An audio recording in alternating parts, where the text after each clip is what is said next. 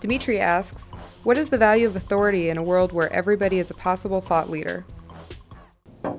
Do I repeat the question? No, you don't have to. I Because think we all everybody got heard it. picked No, up. no, you can. That gets picked up. Somebody else reads it. Semantics matter a whole bunch here. What does authority even mean?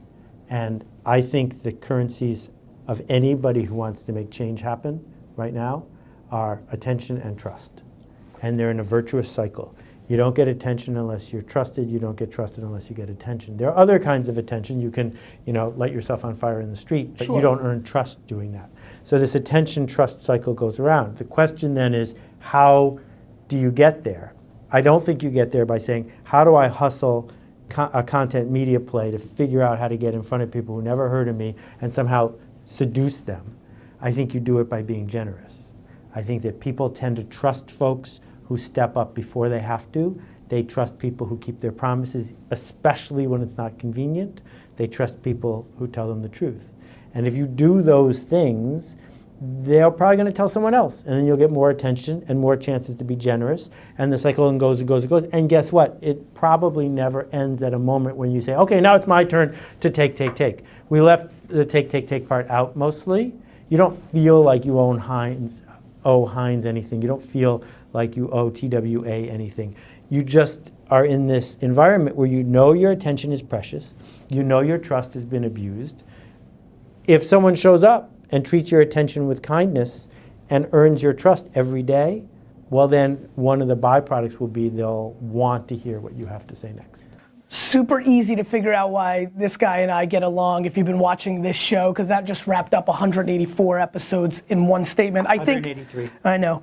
I think I'm trying to play along here. I think what is super interesting about that answer and this question is that's right, and I think one of the reasons that I've had personal success is because I think about things in such a long period of time that answer spoke to me because it's my natural state. When you think about things in a 10 or 20 or 40 year kind of cycle, well then your behavior matches that. And so you're not worried about the 1 week, 1 day, 1 month, even 1 year results. And then I also think the market gets to decide. There's one thing that I very much believe. Can I just put a little asterisk? Please. Because you're about to sell yourself short here. Please. There's a glacial strategy which says I'm a glacier, I'm going to make it all the way down the Hudson to the ocean, and it's obvious where I'm going, I'm just going to take a long time. Yes. I would say that the strategy you're talking about, which you have done consistently, is that at any given moment, the short-term thinker thinks you're an idiot because you are not trading. And that's the key, is that you are doing things that are so generous and so trust-earning that people look at you and say, why aren't you doing that other taking thing? And it's that feeling that the people around you think you've lost your mind. That's what makes it scarce. I'm a little bit weird, and you know this because of because my personality actually on stage and style makes people think I am in short-term game.